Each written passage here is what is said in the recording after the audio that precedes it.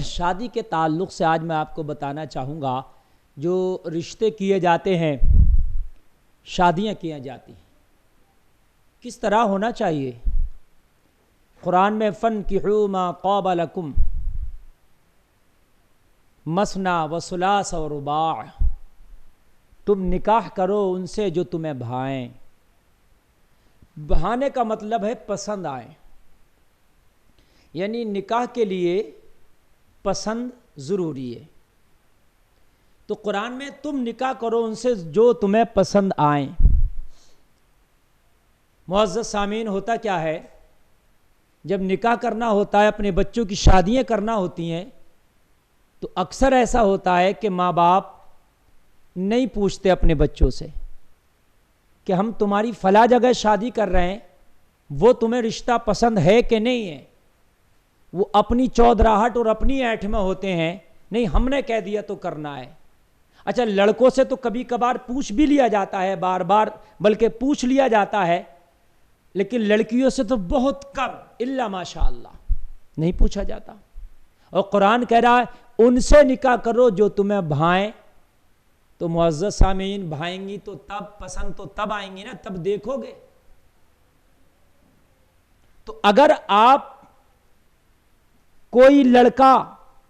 دیکھنا بھی چاہے تو شریعت نے یہاں تک اس کو اجازت دی ہے کہ وہ اپنے رشتے کے لیے دیکھ سکتا ہے، یا بن دیکھے یا کسی سے پہلے کوئی دیکھا ہوا ہو اور اس میں وہ اپنے رشتے کی پیشکش کرے تو کر سکتا ہے۔ یہاں پر دیکھا گیا ہے کہ کبھی کبھی لڑکوں کی مرضی تو چل جاتی ہے، مگر ہم اپنی بیٹیوں کی رضا نہیں پوچھتے۔ آخرکار حق تو ان کا بھی اتنا ہی ہے نا۔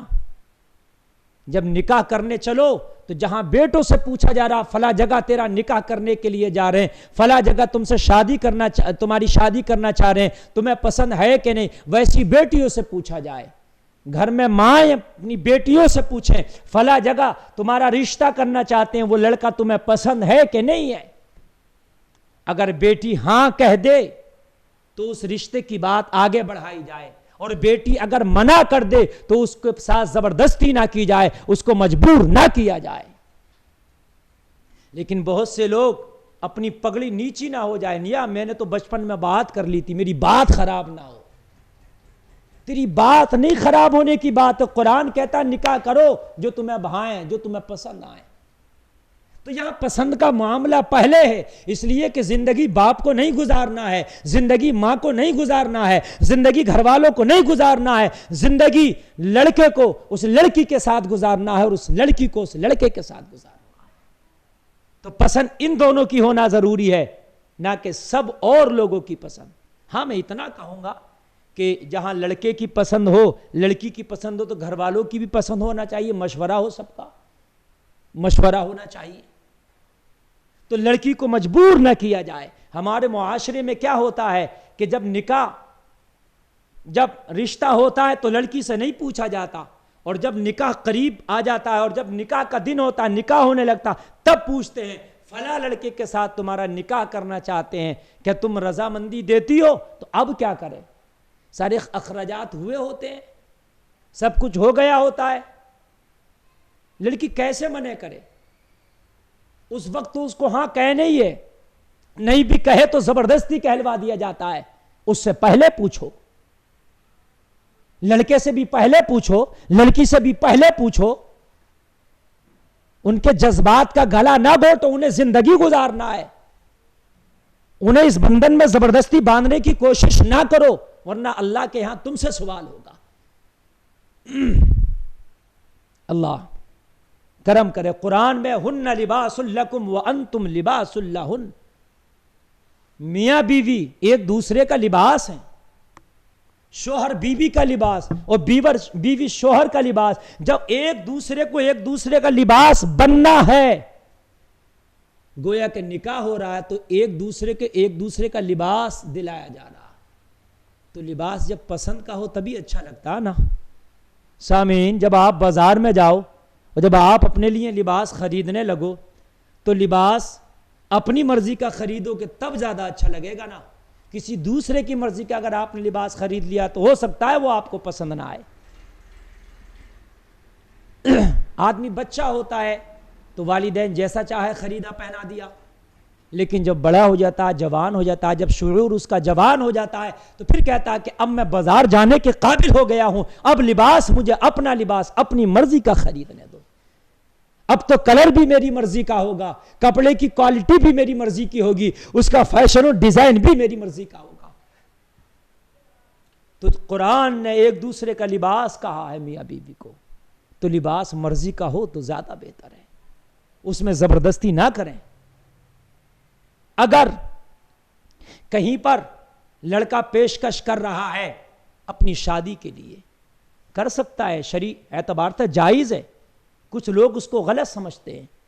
تو شرعی اعتبار سے جو طریقہ ہے آپ رشتہ بھجوا سکتے ہیں، وہاں پر طریقہ ہے، جائز ہے، یہ شرعی حدود میں رہ کے آپ اس کا رشتہ بھجوائیے، اور رشتہ بھجوا کر کے اگر ادھر سے یس ہو جائے تو پھر آپ ان بچوں کی خوشی کا رشتہ کر ڈالیے۔ لیکن بہت سے لوگ اپنی چودراہٹ میں ہوتے ہیں، نہیں جی ہمارے بیٹے نے وہاں کہا ہی کیسے، ہم نے تو وہاں رشتہ کرنا نہیں ہے۔ اگر اشارتاً بیٹی بھی کہے، شریعت کے دائرے میں رہ کے کہیں رشتے کا اشارہ کرے، اپنے گھر والوں سے، اپنے والدین سے اشارہ کرے، تو اس کے اشارے کو سمجھنے کی کوشش کریں، اس کا خیال کریں اور شریعت کے دائرے میں رہ کر اس پیغام کو بھیجائیں۔ نہیں تو پھر لڑکے اور لڑکی آپ نے دیکھا ہے اتر آتے ہیں پھر وہ کورٹ میرج کرنے پر، وہ ٹھیک نہیں ہے، اس میں پگڑیاں واقعی اچھل جاتی ہیں، اس میں خاندان کی ناک واقعی کٹ جاتی ہے، کیونکہ ماں باپ اپنی چودراہٹ میں پھٹے جا رہے تھے، ماننے کو تیار نہیں تھے، ہم تو کہیں بھی کر دیں گے، وہاں نہیں کرنا ہمیں، تو نے کہا ہی کیسے۔ ارے ان سے تو بہت بہتر ہیں جو اپنی مرضی کی شادی بھاگ کر لیتے ہیں، جو اپنی مرضی کی شادی کورٹ میں کر لیتے ہیں، ماں باپ کی ناک کٹا دیتے ہیں۔ اس سے بہتر ہے اگر کوئی بیٹا شریعت کے دائرے میں رہ کر کسی گھرانے میں رشتے کا اشارہ کرتا ہے تو والدین کو چاہیے کہ اس کا مکمل خیال رکھیں۔ کوئی بیٹی حیا کے پردے میں رہ کر اگر کسی گھرانے کے لیے، کسی لڑکے کے لیے رشتے کا اشارہ کرتی ہے تو اس کے اشارے کا خیال کرنا چاہیے تاکہ عزتیں برقرار رہیں۔ میرے کریم آقا صلی اللہ تعالی علیہ وسلم جب اپنی بیٹی فاطمہ الزہرا رضی اللہ تعالی عنہا کا نکاح کرنے لگے مولا کائنات حضرت علی کرم اللہ وجہ کے ساتھ، حضرت علی جیسا کون نوجوان ہے جس کے بارے میں کہا گیا لا فتح الا علی لا سیف الا ذوالفقار، علی جیسا کوئی نوجوان نہیں ہے، ذوالفقار جیسی کوئی تلوار نہیں، ذوالفقار کا مالک بھی علی ہے۔ حضرت علی جن کے بارے میں سوچنا کیا، جو علم کا نبی نے فرمایا میں علم کا شہر، اس کا دروازہ علی ہے، علی حکمتوں کا باب ہے، علی امام المتقین ہے، علی امام الاولیاء ہے، علی سلاسل کی سند ہے۔ اس علی کے ساتھ رشتہ کرنے میرے نبی چاہ رہے، پوچھنا کیا تھا، اتنا اچھا لڑکا، لیکن پھر بھی میرے نبی اپنی بیٹی فاطمہ الزہرا سے پوچھ رہے ہیں بیٹی میں تمہارا نکاح علی کے ساتھ کرنا چاہتا ہوں، کیا تمہاری رضامندی ہے، کیا تمہاری اجازت ہے؟ حضرت فاطمہ الزہرا نے حیا سے اپنی نگاہوں کو جھکا لیا اور دونوں آنکھوں سے آنسو نکل پڑے۔ میرے نبی نے اپنی بیٹی کی حیا والی آنکھوں کو جھکا ہوا دیکھا اور آنکھوں سے آنسو دے کے میرے نبی نے اسی کو رضامندی کا اشارہ سمجھ لیا۔ اسی سے فقہاء اخذ کرتے ہیں کہ اگر لڑکی سے پوچھا جائے نکاح کے لیے اور لڑکی زبان سے کچھ نہ کہہ کر کے نگاہ جھکا کے اگر آنکھوں سے آنسو بھی نکال دے، خاموش بھی ہو جائے، تو اس کی خاموشی بھی رضا کا اشارہ ہوتی ہے۔ لیکن پوچھ لینا ضروری ہے،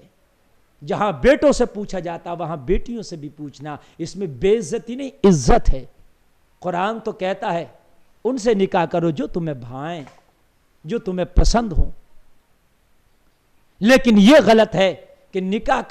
رشتہ ہو گیا ہے تو اب نکاح کا انتظار کریں، نکاح سے پہلے فونوں پر بات نہ کرتے رہا کریں، ایک دوسرے سے ملنے کی کوشش نہ کریں، یہ غلط ہے، یہ ممنوع ہے۔ رشتہ ہو گیا